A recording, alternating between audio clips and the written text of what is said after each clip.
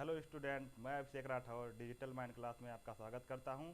आज मैं आप लोगों को संस्कृत में जो अनुवाद है और संधि दो दो नंबर का कवर कराऊंगा और अच्छे से ध्यान से देखिएगा।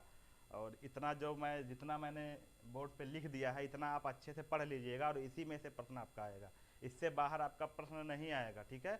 तो यही पढ़ के जाइएगा। आपके पास समय कम है तो बहुत शार्ट में पढ़िएगा। ये पूरी बुक पढ़ने की ज़रूरत नहीं, ये पढ़ के जाइएगा, अपना 4 नंबर कन्फर्म करके आइएगा। ठीक है, तो आइए बताते हैं आपको।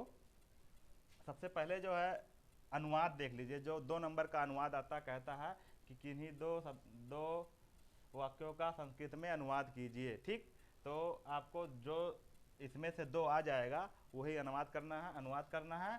और इसको आप देख लेना, वृक्ष से फल गिरते हैं आएगा। वृक्ष से फल गिरते हैं तो वृक्षात फलानि पतंति। क्या लिखेंगे? वृक्ष से फल गिरते हैं, वृक्षात फलानि पतंति। ठीक, वृक्षात मतलब वृक्ष से, फलानि मतलब फल, और पतंति मतलब गिरते हैं। वृक्षात फलानि पतंति मतलब वृक्ष से फल गिरते हैं। दूसरा जैसे है, वाराणसी गंगा के किनारे स्थित है। वाराणसी गंगा के किनारे स्थित है। वाराणसी गंगडाया तटे स्थिता अस्ति। वाराणसी गंगडाया तटे स्थिता अस्ति। वाराणसी गंगा तट के किनारे स्थित है। अनुवाद क्या करेंगे? वाराणसी गंगडाया तटे स्थिता अस्ति। मैं आज वाराणसी जाऊंगा। मैं आज वाराणसी जाऊंगा। अहम मतलब मैं। अद्य वाराणसी गमिष्याति। अहम अद्य वाराणसी गमिष्याति। मैं आज वाराणसी जाऊंगा।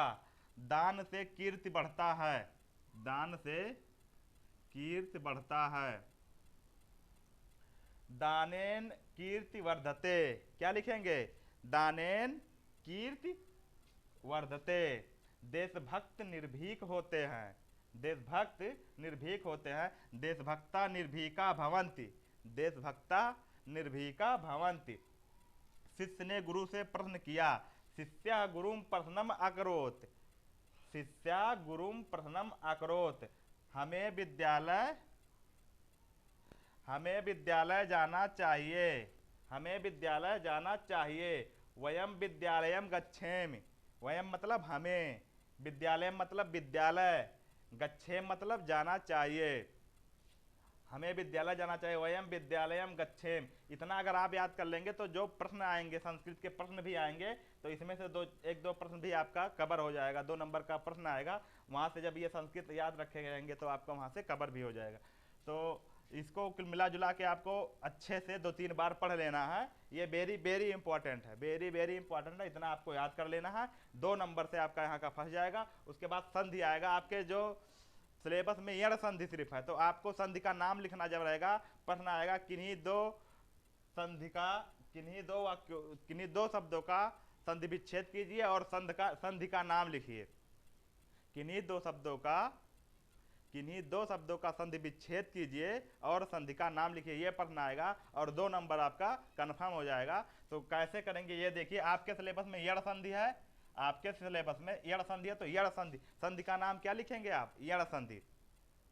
यण संधि, संधि का नाम लिखेंगे। विच्छेद क्या करेंगे? यण संधि की परिभाषा होती है कि यण संधि की जो परिभाषा होती है, जब ह्रस्व या दीर्घ, ह्रस्व या दीर्घ मतलब जो छोटा ई, बड़ी ई, जैसे छोटी ई को ह्रस्व कहते हैं और बड़ी ई को दीर्घ कहते हैं। छोटा ऊ को ह्रस्व स्वर कहते हैं और बड़ा ऊ को दीर्घ स्वर कहते हैं। तो उसी को कह रहे हैं जब ह्रस्व या दीर्घ ई उ री री के बाद, ठीक, ई उ री री के बाद असमान स्वर, असमान स्वर मतलब कोई भी असमान स्वर, छोटा आ से लेके अंगा तक कोई भी असमान स्वर आ जाता है तो ई का या, ई का आधा या हो जाता है, ऊ का वा हो जाता है, और री का रा हो जाता है, और ली का ला हो जाता है।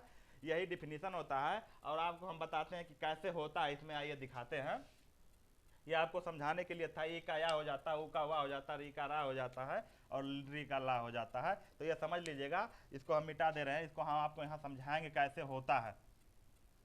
जैसे देखिए, प्रति धन एका, प्रत्येका, तो ई है ना, ये छोटी ई है, ये छोटी ई है, ठीक।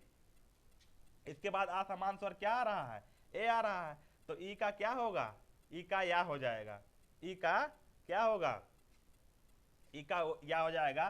तो प्रा लिखेंगे पहले, अब ये जब छोटी ई यहाँ से हट जाएगा तो ये आधा अक्षर बन जाता है, ये आधा अक्षर बन जाता है। जब छोटी ई यहाँ से हट जाएगा तो ये ता क्या हो जाता है, आधा अक्षर बन जाता है। अब ई का या होता है तो ई के स्थान पे क्या लिखेंगे, यहाँ या लिख देंगे।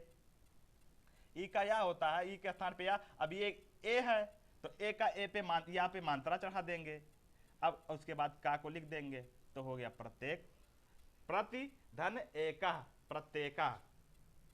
जैसे यदि है, अब यदि है या लिखेंगे और दा पे हलंत लगाते हैं, जब कोई मात्रा निकलता है वहां से तो वो आधा अक्षर बन जाता है, तो ये क्या हो गया, आधा दा।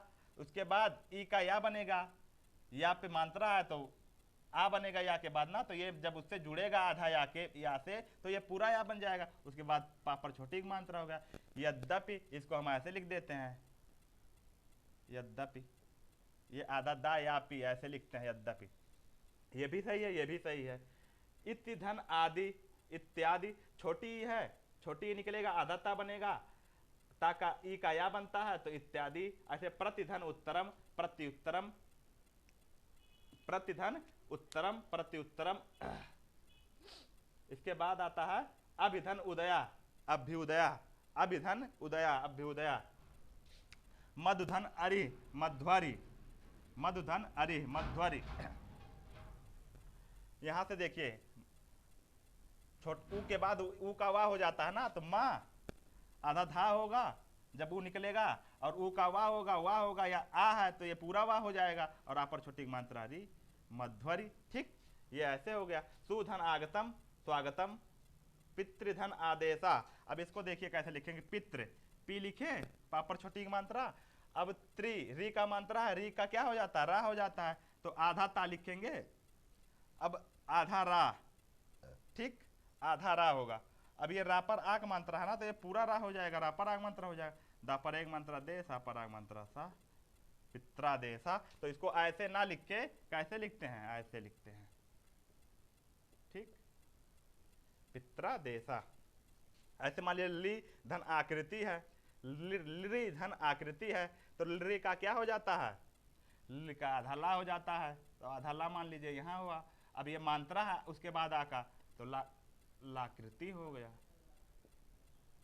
इस प्रकार से आप अपना 2 नंबर कंफर्म। वैसे अगर ये वेरी वेरी इंपॉर्टेंट है, जो भी मैंने संधि विच्छेद रखा है ये वेरी वेरी इंपॉर्टेंट, अगर आप इसको अच्छे से समझ ले रहे हैं और एग्जाम में करके आ जा रहे हैं तो यहाँ से भी आपका 2 नंबर कंफर्म हो जाएगा, 2 नंबर आपका यहाँ से कंफर्म हो जाएगा।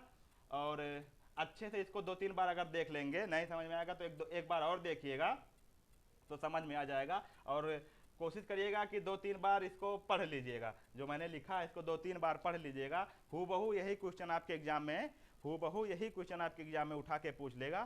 तो आशा करता हूँ वीडियो अच्छा लगा होगा, और वीडियो को शेयर करिए, सब्सक्राइब करिए, और सबसे ज़्यादा ज़रूरी है इस समय शेयर करेंगे तो थोड़ी सी और अच्छी अच्छी चीज़ें मैं लाऊंगा, क्योंकि मैं अभी काफ़ी चीज़ें आपको बताना चाहता हूं, लेकिन समय कम है, आपका एग्ज़ाम नज़दीक है, और इसी कड़ी में मैं आगे का वीडियो लाऊंगा। मिलते हैं अगले वीडियो में, तब तक के लिए धन्यवाद।